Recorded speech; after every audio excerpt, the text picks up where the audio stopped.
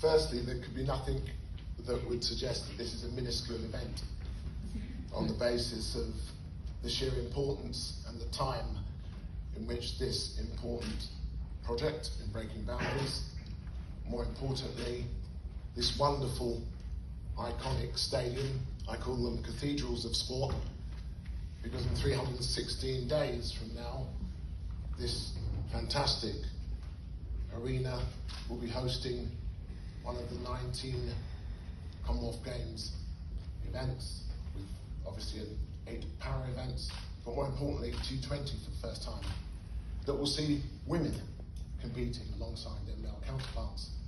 It's equally worth noting that there will be more medals issued to women than men for the first time in the major games, certainly in the Commonwealth Games history. But my concluding remarks were asking me to speak about the importance that sport plays in the lives of young people.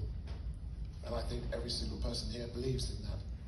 But I start from the premise that it is a fundamental human right that sport, in its broadest possible experience, contributes to the mental, physical and emotional health, well-being, and as a result, safeguarding of young people.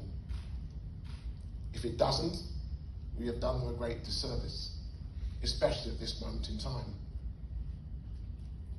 My own incredible journey from the streets to the stadiums, and occasionally to the rostrum and back to the streets, reflected my own disaffection and disadvantage. But I'm a product of Sport for All.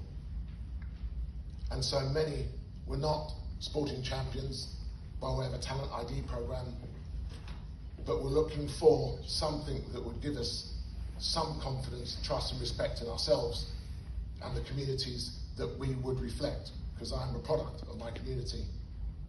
A West Midlands native, home to the East End of London, so the colour of my skin and my accent become the two determining factors of me not living beyond the age of 18. That was my mother's prediction, by the way. What you look like cannot be got rid of. I'm happy to say, in my 64th year, that I am comfortable in my skin. Your accent, however, can change. So from dandelion, it went to all right, mate, very quickly, because you have to adapt to your environment.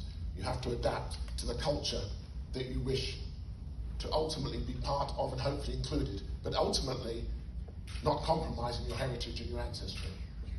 And I think what we face now, in both challenge and opportunity, can only be realised by working in the collaborative partnerships that we're seeing here today with the Youth Sports Trust, Spirit of 2012, Sport Birmingham. They're all here.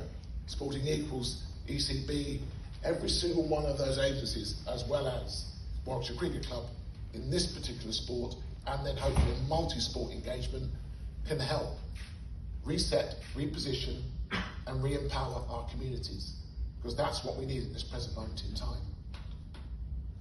The tensions in our communities have not just appeared. COVID just simply exacerbated them and provided the evidence that we needed to make stronger representations to government.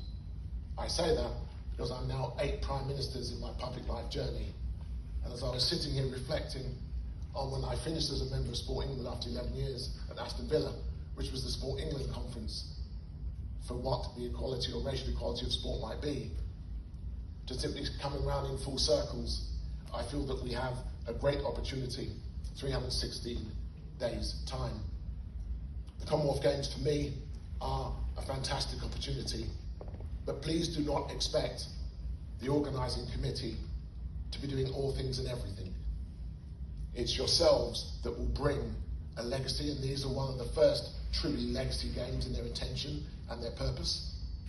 In particular, sport and physical activity, and it's in with regard to a special focus, not on what I'm heard termed hard to reach, but simple priority people in priority areas.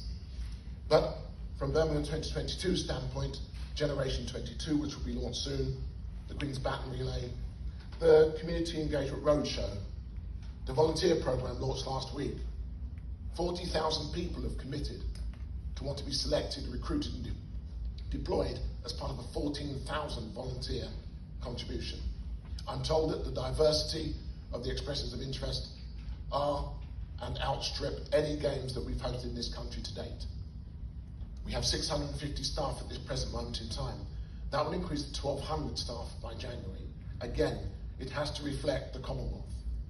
Andy Street, the Mayor of the West Midlands, when interviewed last week, commented about Birmingham, the West Midlands' uniqueness. 187 different countries, I'm told, in Birmingham. It is the city of the Commonwealth.